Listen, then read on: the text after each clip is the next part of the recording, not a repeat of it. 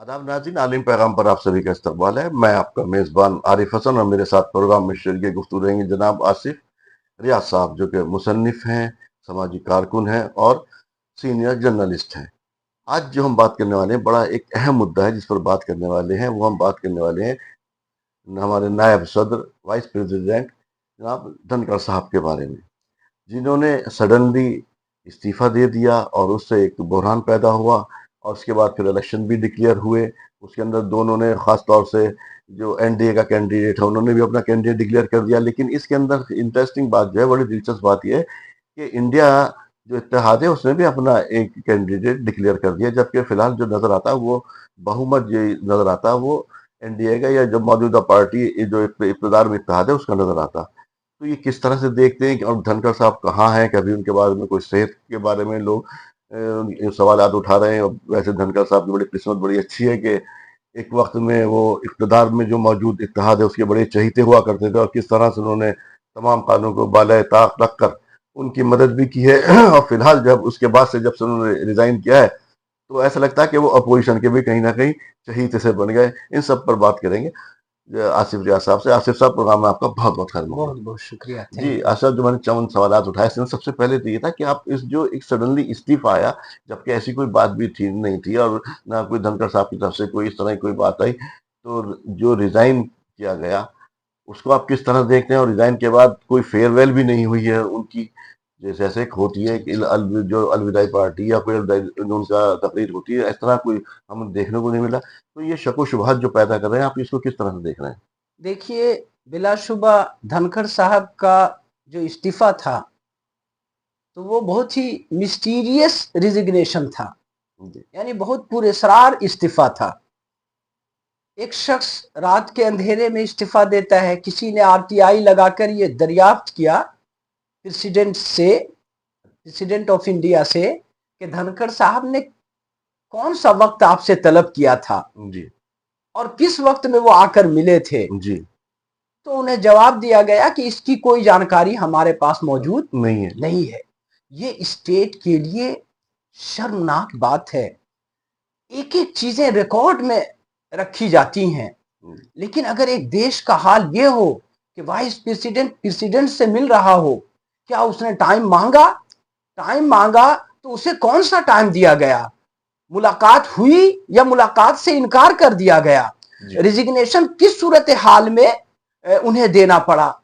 ये बातें ऐसी नहीं है कि आप उसे एक पुरस्कार मुअम्मा बनाकर, जी। एक मिस्ट्री बनाकर छुपा ले जाए या उसे हंसी और मजाक में उड़ा दे। ये एक नेशंस का मामला है। तो पूरा रिकॉर्ड होता ये है। हमारी संजीदगी, नेशंस की संजीदगी को बताता है। तो बिलाशुबा ये एक शर्मनाक वाकया है कि इसकी कोई इत्तला देश के अवाम के पास नहीं है।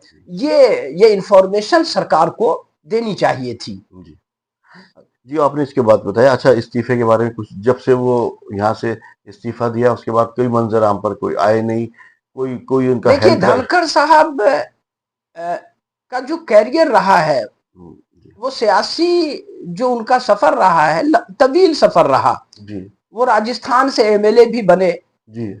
वो वाइस प्रेसिडेंट बनने से पहले बंगाल। बंगाल में वो गवर्नर थे। जी जी जब वो बंगाल में गवर्नर थे तो बंगाल की हुकूमत के खिलाफ हर रोज कुछ ना कुछ बोला करते थे, कोई बयान दिया करते थे।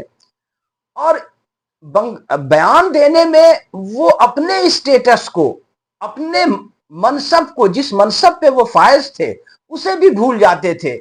भाजपा के नेताओं की तरह बयान देते थे, अकलियतों को भड़काने वाला बयान, अकलियतों से मुखालफत वाला बयान, अकलियतों की दिल शिकनी वाला बयान। वो इसलिए ऐसा करते थे कि उन्हें ये लगता था कि दिल्ली में जो लोग हैं हुकूमत में, वो उनसे खुश रहेंगे। जी जी तो उन्हें खुश करने के लिए इन्होंने बहुत अपना रोल अदा किया। यहां तक कि वो, जब वो स्पीकर हुआ करते थे, जी। जब वो तो अच्छा भाई, उसका इनाम तो मिला ना, vice vice president of India. देखिए, वाइस प्रेसिडेंट बन गए, लेकिन जिस तरह उन्होंने अपना सियासी सफर शुरू किया जी और जिस तरह से वो कहते हैं ना कि वो जो कहते हैं रीढ़ की हड्डी खो देना, जी तो ریڑھ کی ہڈی جب آپ نے کھو دی تو آپ نے صرف ریڑھ کی ہڈی نہیں کھوئی، اپنی عزت کھو دی، اپنا وقار کھو دیا، جی آپ جس مقام پہ فائز تھے اس کا رسپیکٹ کھو دیا، اس کا احترام کھو دیا۔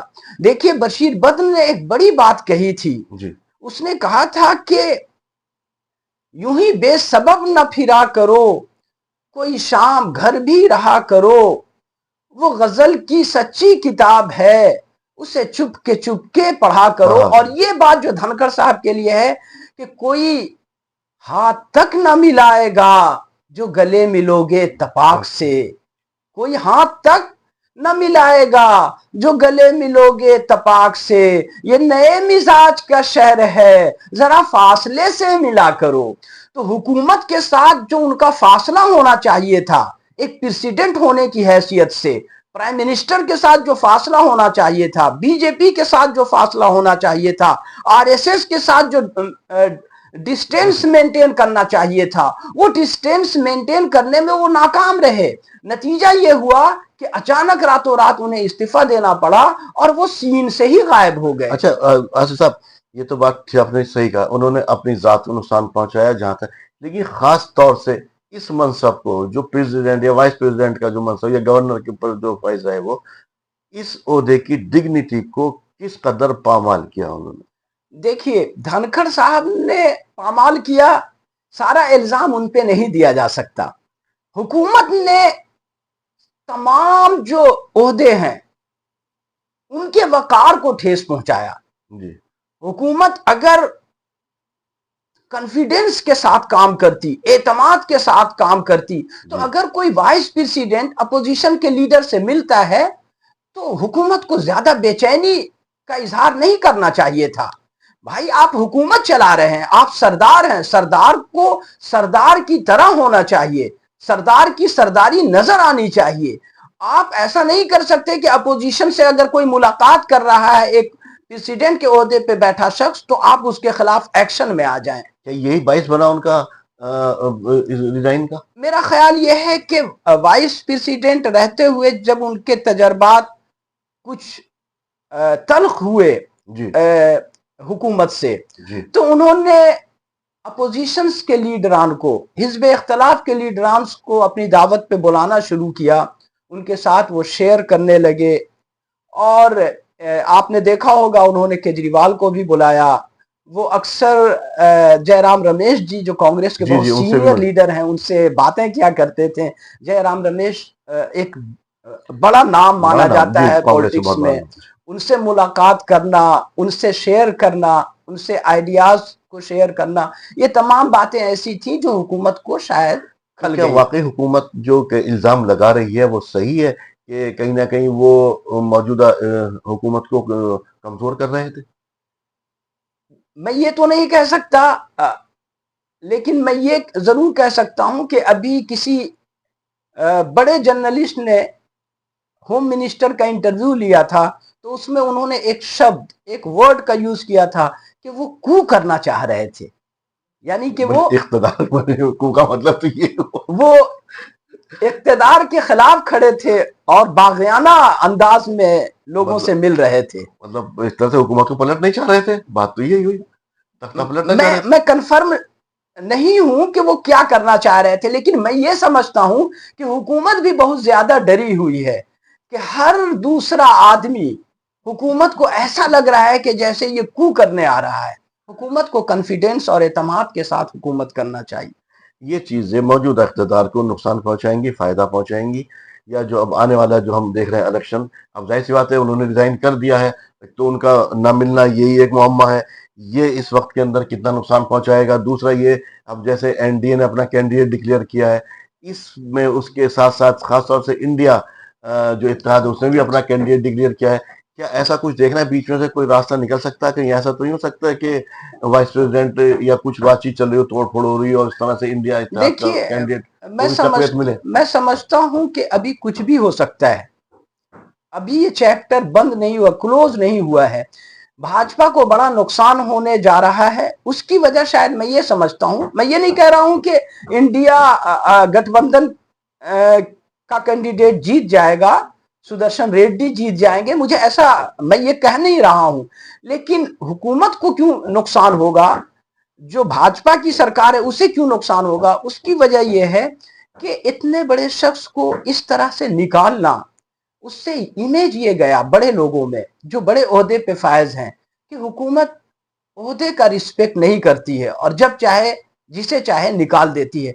तो इन्हें अच्छे लोग, बहुत काबिल पढ़े लिखे समझदार लोग नहीं मिलेंगे, इन्हें आरएसएस के बैकग्राउंड से किसी को लाना होगा और वो लेकर आए हैं। लेकर का आए हो तो वो लेकर आ गए आरएसएस के बैकग्राउंड से। लेकिन आप ये जाने कि सरकार अभी बहुत मजबूत और मुस्तहकम नहीं है। सरकार में बहुत सारी ऐसी पार्टियां हैं जो सरकार के खिलाफ जाकर क्रॉस वोटिंग कर सकती हैं, और बहुत मुमकिन है कि इंडिया गठबंधन का कैंडिडेट भी अगर जीत जाए तो बहुत हैरानी की बात नहीं हो सकती। तो गवर्नमेंट तो खैर जाहिर सी बात है उससे कमजोर होगी। इसके अंदर से अगर ऐसा कुछ हो जाता, क्या इसके बाद फिर ऐसा भी हो सकता है अगर ऐसा जीत गए तो गवर्नमेंट के खिलाफ क्या इस तरह से आप नो देखिए कॉन्फिडेंस मोशन भी, अगर जाहिर सी बात है देखिए उनका अगर ऐसा हुआ तो सरकार पे बहुत ज्यादा दबाव बन जाएगा।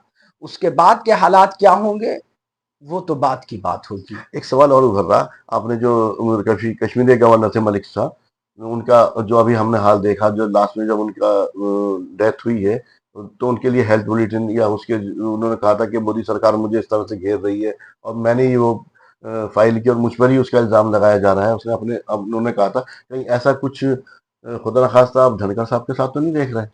तो उनको इसके बारे में यही बताया जा रहा है कि वो बीमार हैं, अपने घर पर हैं। धनखड़ साहब ने खुद से कोई बात नहीं कही है। जब रिजिग्नेशन लिखा था उसमें एक बात मेंशन थी कि मैं सेहत के लिए, लेकिन उससे एक दिन पहले तो वो सदन में मौजूद थे। जी वो इस मतलब उनकी सेहत देखिए, जिस उम्र में है उस उम्र में सेहत में अप एंड डाउन्स होते रहते हैं, लेकिन सेहत ऐसी भी नहीं थी कि रातों रात वो अपने मनसब से हटा दिए जाते या हट जाते। मेरा ख्याल ये है कि इसके पीछे बहुत ज्यादा पॉलिटिकल चीजें हैं जो बाद में सामने आएंगी। मुझे लगता है इलेक्शंस के बाद, प्रेसिडेंट्स का जो इलेक्शन होना है उसके बाद चीजें कुछ और ज्यादा साफ होंगी। ऐसा लग रहा है फिलहाल। बस आखिरी सवाल के मौजूदा वक्त में गवर्नमेंट जो है उसके सब चीजें खिलाफ ही हो रही हैं, आहिस्ता आहिस्ता जो भी स्टेप हो रहा है। तो मैं और भी कई मुद्दों पे मैं कुल मिला के देख रहा हूँ, तो ये चीजें भी कहीं ना कहीं अगर देखिए वो कहते हैं ना, किसी ने हिंदी में ये बहुत मशहूर बात कही जाती है कि जब नाश मनुज पर छाता है पहले विवेक मर जाता मर है। जाए।